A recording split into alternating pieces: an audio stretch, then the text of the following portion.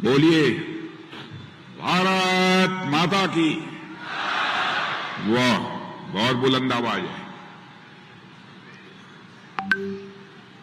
भारत सरकार के मंत्री श्री फग्गन सिंह जी कुलस्ते, मध्य प्रदेश राज्यसभा राजस्थान के राज्यसभा सदस्य श्री चुन्नीलाल जी चौरसिया और यहां से लोकसभा के कैंडिडेट श्री अनंत नायक जी, एमएलए के कैंडिडेट श्री अखिला नायक जी, डिस्ट्रिक्ट प्रेसिडेंट श्री अंशुमान सबूजा मोहंता वर्मा और हमारे मुरली मनोहर शर्मा एमएलए कैंडिडेट चंपुआ। वाह, बहुत अच्छे।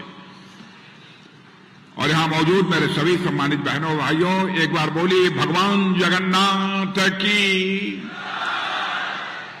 माता सुभद्रा की, बलभद्र जी की, भगवान बिरसा मुंडा की। बहनों भाइयों, मैं उड़िया में नहीं बोल सकता। मैं जानता हूं उड़िया बहुत ही अच्छी भाषा है, बहुत ही मीठी भाषा है,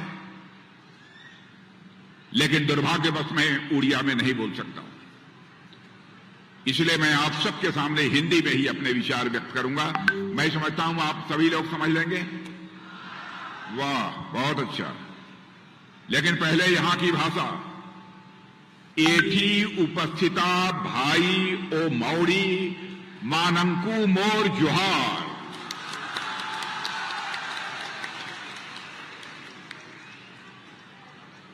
बहनों भाइयों, आज मैं आपके बीच आया हूं तो मैं कहने के लिए आया हूं, आप लोगों ने लगातार 50 वर्षों तक इस उड़ीसा में कांग्रेस की सरकार देखी है। 25 वर्षों से आप लोग लगातार यहां पर बीजेडी की सरकार देख रहे हैं। आज मैं केवल अपील करने आया हूं कि आपने कांग्रेस को भी देख लिया, बीजेडी को भी देख लिया, एक बार मेरे बहनों भाइयों उड़ीसा में आप भारतीय जनता पार्टी को भी मौका दीजिए। यह अपील आप सबके लिए करने के लिए आया हूं। बीजेडी की सरकार रहते हुए और कांग्रेस की सरकार रहते हुए उड़िया संस्कृति से जुड़ी तमाम चीजें उड़ीसा से गायब हो गई हैं। पांडुलिपियां भी और हमारे हजारों कलाकृतियां भी ऐसी हैं जो कि गायब हो गई हैं। यहां तक कि भगवान जगन्नाथ मंदिर के रत्न भंडार की चाबी भी गायब हो गई है। बहनों भाइयों, आपको मैं ये विश्वास दिलाने आया हूं, हम लोगों की सरकार बनेगी, पूरी ताकत लगा देंगे। कहां है भगवान जगन्नाथ मंदिर के रत्न भंडार की चाबी, उसे हम खोज निकालने की अपनी तरफ से भरपूर कोशिश करेंगे। हम आपको यह विश्वास दिलाते हैं। जहां तक कांग्रेस का प्रश्न है, 50 वर्षों तक अखंड हुकूमत इस देश में किया है। उड़ीसा में भी 50 वर्षों तक उन्होंने शासन सरकार चलाई है। बीजेडी भी पिछले 25 वर्षों से सरकार यहां चला रहे हैं।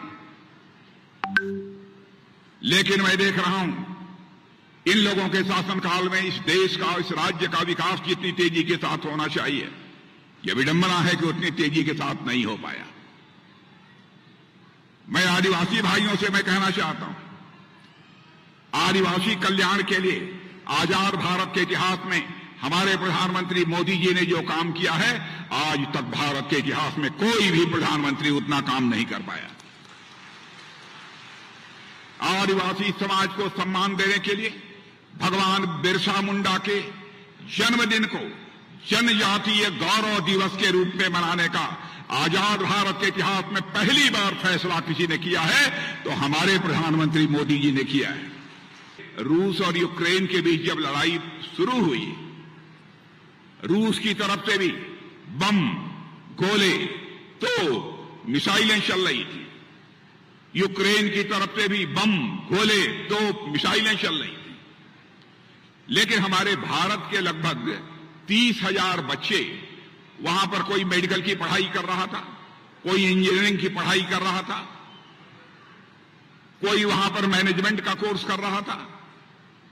उनके माता पिता जो भारत में रहते थे, उनको इस बात की चिंता हुई कहीं ऐसा न हो रूस से चलने वाली मिसाइल, बम, तोप यूक्रेन में रहने वाले, पढ़ने वाले हमारे बच्चों पर कहीं न गिर जाए, नहीं तो उनकी जिंदगी के साथ बहुत बड़ा हादसा हो जाएगा। और सारे भारत में रहने वाले माता पिता आंखों में आंसू लेकर, दुखी होकर प्रधानमंत्री मोदी जी से मिले। बहनों भाइयों, मैं प्रत्यक्ष साक्षी हूं। मैं कहना चाहता हूं, हमारे प्रधानमंत्री ने क्षण भर की देर नहीं लगाई और उन्होंने रूस के राष्ट्रपति मिस्टर पुतिन से बात की और साथ ही यूक्रेन के भी राष्ट्रपति मिस्टर जेलेंस्की से बात की। और आपको जानकर खुशी होगी मेरे बहनों भाइयों, मोदी जी के बात करने के कारण 4.5 घंटे के लिए रूस और यूक्रेन का युद्ध रुक गया और हमारे 22,000 बच्चे चलकर वहां पर भारत आ गए। और आज मैं आपको विश्वास दिलाना चाहता हूं, जिन लोगों को अभी तक पक्का घर नहीं मिला है, जिनके घरों में भी नल के माध्यम से जल नहीं पहुंचा है, जिनको एलपीजी गैस सिलेंडर नहीं मिला है, जिसको आयुष्मान भारत कार्ड नहीं मिला है, 5 लाख रुपए तक का मुफ्त इलाज कराने के लिए, बहनों भाइयों 2 साल के अंदर हम घर घर तक इसे पहुंचाएंगे, 2 साल के अंदर। लेकिन यहां पर हमारी बीजेपी की सरकार बना दी है। यह मैं आप सभी लोगों से निवेदन करना चाहता हूं। और एक चीज यह भी बतला दें, आप केवल सांसद चुनकर नहीं भेजेंगे, आप केवल सांसद चुनकर नहीं भेज रहे हैं। बताइए, आप समझ ही नहीं पाए।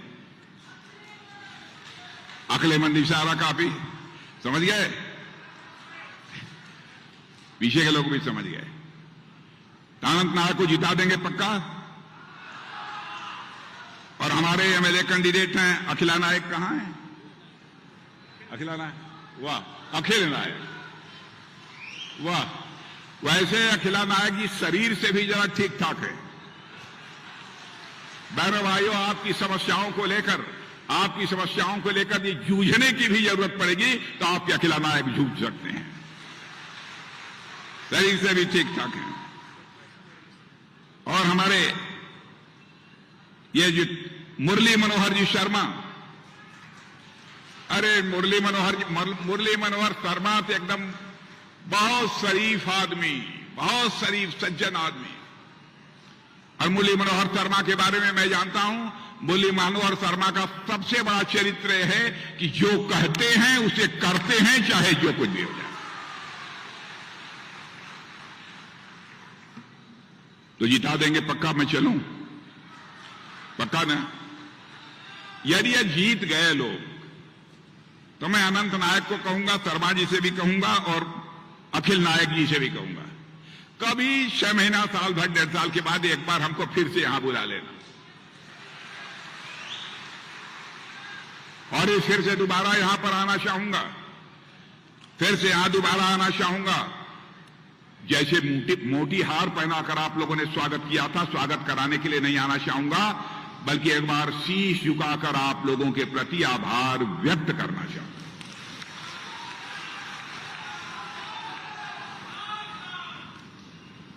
अभी हमको सूचना मिली है कि हमारे केवंझर की रानी सुनंदिनी भंजदेव जी भी आने वाली थी, लेकिन कुछ ऐसे कारण हो गए कि ये कहा गया कि आप रहने दीजिए, इसलिए वो नहीं आ पा रही। लेकिन आप सब यहां पर मौजूद हैं इतनी बड़ी संख्या में, आप सब को मैं एक बार पुनः धन्यवाद देता हूं और एक बार मैं नारा देता हूं, बोलिए भारत माता की। बहुत बहुत धन्यवाद।